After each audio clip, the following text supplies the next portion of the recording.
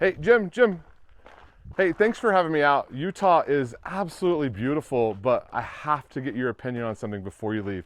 Will you please talk 8.6 Blackout with me? Sure. Let's do it. I know that you've had some tough 8.6 Blackout experiences. You have a Faxon, I believe, that you couldn't get to shoot with some specific ammo. Well, yeah, it's a good rifle, but it was Pearson primers, I think, is actually the ammo's fault. Okay, that was like a couple years ago even. Okay, we have come a long way with 8.6 Blackout. There's really cool stuff happening. The technology in the barrels as well as the ammo that's coming out, we're in a really cool spot. I brought some ammo for you to play with, and then I also want you to shoot my 8.6 Blackout. Let's go. I want to see it. From Halworks, these guys have done a lot of work on the development of 8.6 because we kind of started with not very much. I haven't heard of them. Do they only do 8.6 Blackout? They do a lot of hunting calibers. They're in Fort Worth, Texas. I get to shoot with them quite a bit. I've done a lot of testing with them. And this is the projectile. Oh, yeah, baby. Look at that. Oh, so you can see these little slits down here so they open huge petals. Is that right? Yes, and this is a CFE, Controlled Fracturing Expander. Dude, that's going to be like a broadhead when that goes through It looks like a treble fishhook, that peels back, and controlled fracturing expander. So it will fracture, wicked. It will expand. And this is subsonic. Subsonic, of course. Very cool. How is this? What grain? So this is a 300 grain. Cool. And it recoil. That's what I love about 8.6. The recoil. I love shooting it. It's so fun, and hunting with it. You want to keep pulling the trigger. Because 8.6 is a little bit expensive to shoot. A little expensive. How much is this around? Those are. That's my biggest thing. Is like, gosh. Those are it already not cheap. hurts every time you pull the trigger. Those are not cheap, but sub $2 round. This is a boat tail hollow point. I'm talking my language. Yes, boat tail hollow point. That is another 300 grainer, and boat tail hollow point. These shoot really accurately. We're gonna run them through a 1 in 5 twist barrel today, but they'll also shoot in a 1 in 3 twist. I've shot them a bunch in a 1 in 3 twist. This is your plinker. Okay. Now you can hunt with it too. Like the hogs won't mind if you hit them with the boat tail hollow point. Not my hogs. They're real highbrow. Get that like, out of here. Well, this is a great plinker, so you can actually go play with your gun and actually shoot it. Okay. He also has a 285 ELDM, which is actually very accurate. It's a Hornady ELDM. Sweet. Subsonic. Another plinker, but this one's a little bit more expensive than the boat tail hollow point. But I have shot pigs with that, and they didn't seem to mind. No, yeah, the match ammo, the match ammo that I've shot at game, usually like splinters like you would expect, but I often find that there is a full pass through with the match ammo, and it's like that back stub, that shank of it, so you get just like this, just knitting needle, just thin exit wound on the very back. Those will go clean through. Yeah, it's interesting because you wouldn't expect a full pass through on match ammo, but what I've seen from the Hornady you usually do, just only with part of it. Yes, and the main difference when you're shooting that controlled fracturing, that puppy's staying in there. They're not over penetrating, and they stay in there. You'd have to cut them out. Okay, cool. This is a Faxon barrel and action. This is the Faxon FX7 action. The barrel is from my friends at Mostech. Okay. And this is a 1 in 5 twist. Some people. So usually it's 1 in 3, right? That's typically what we like. The magic trick for 8.6 is a 1 in 3 twist. That's where you get the wicked expansion of these bullets, and you get longer performance at a further distance because it's still spinning, it's still rotating. The 1 in 5 twist, you gain some accuracy. Yeah. Yeah, you're going to gain some accuracy and not blow up your suppressor. Correct. Is that happening commonly? I've heard about it a couple times, but I don't know if that's a common thing. Okay, so it's one of those things that I think people are really scared of happening, but I don't know that it's happening that much. But we are seeing non-copper monolithic bullets that are coming apart. They kind of shotgun out. I think a lot of people are shooting them supersonic, and they maybe aren't suppressed. So we're not seeing a ton of blown out suppressors, but it is a possibility. Okay. I have not done it. That's fun. I like a blown out suppressor. I have blown up an 8.6 before, but I have not blown out a suppressor. All right. These are subs. I don't know. You're pro? Subsonic right there. Sweet. Boat tail hollow point. Should I go? Oh, this is, okay, we're going 400. 400s with subsonic.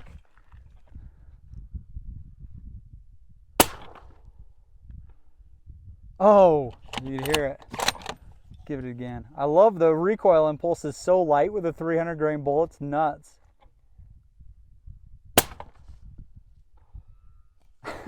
You hear it?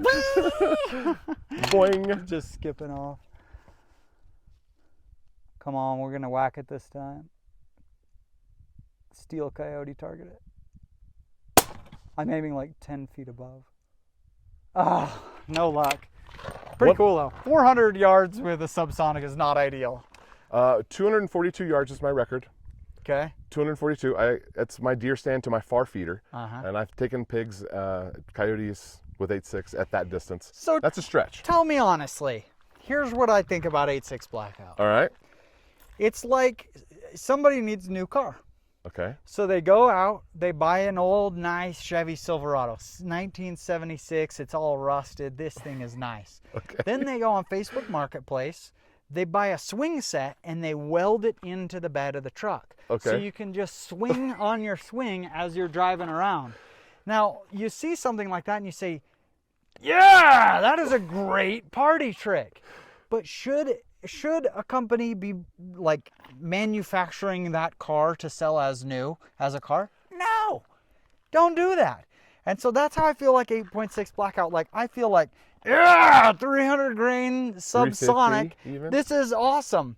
But why not just use a 300 Blackout? It's much less expensive ammo, and they're way available and everything. You can get into a tiny little platform, AR-15 platform.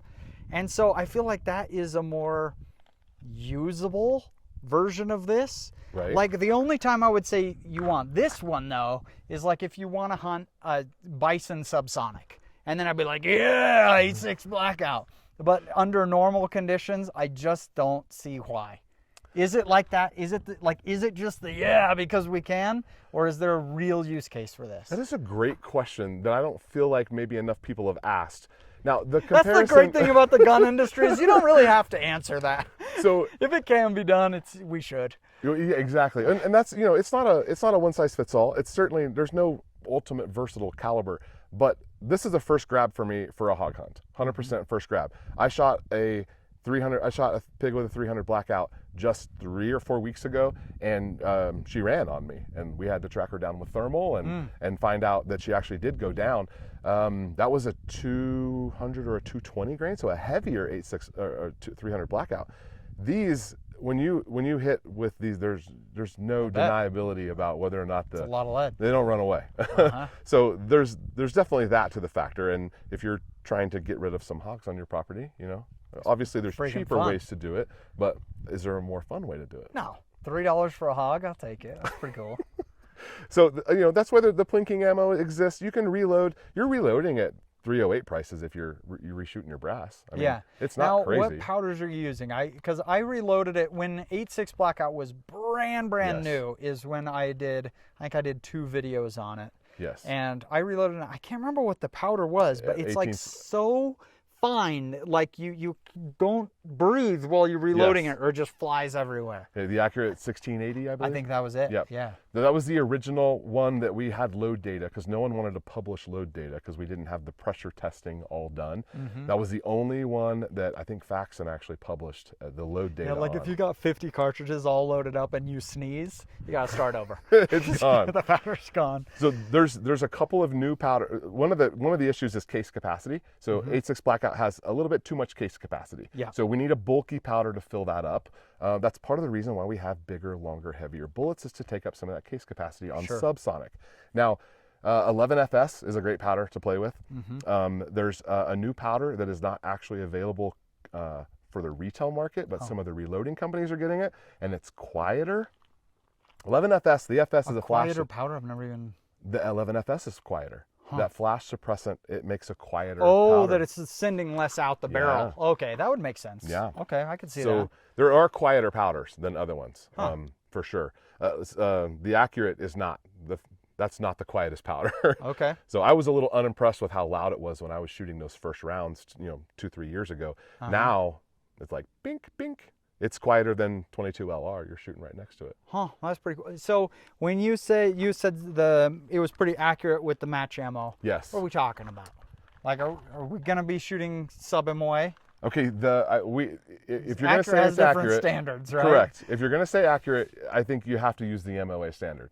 That 285 ELDM from HowWorks is an MOA round in this gun. Okay. 1 in 5 twist helps, but it'll also Nobody's shoot. going to win bench rest competitions. No, that would be also pricey bench rest shooting But as well. minute of hog. And then the controlled fracturing, I've shot as low as 0.75, 0.8, but mostly we're in the 1 to 1.1, 1.2 range, which is, again, 100 yards, 200 yards on a hog, the hog's going down. Well, you have me interested. Maybe I need to fire it up again, but I also feel like I need to hunt a bison with it. I'm going to leave you a couple of boxes of ammo for you to play with. And Okay, well, we should throw it into some ballistics gel, because Okay. some of that stuff looks pretty wicked. Yes. Like, it looks like somebody's like, do a little science I experiment think with this you'll have lid. some fun with that. Okay. This gun also has a suppressor from Stealth Additive Works. This is a prototype. I'm hoping they're going to release it very soon. I think it said it was in Idaho. Yeah, up the road. Well, technically I'm a Texan. I was born in Texas, but I I didn't lived know in that. Idaho most of my life. Okay. Yeah. This is Okay. a sweet rifle. What'd you think about the trigger?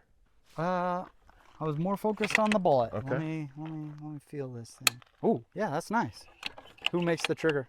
That is Elfman Tactical. Elfman? Mr. Art Elfman makes a phenomenal trigger. I like it. I like the kind of ridges going along the trigger blade, but I like it flat. Flat trigger blade just makes sense to me. That's peak. That's awesome. My kids would say that's a W.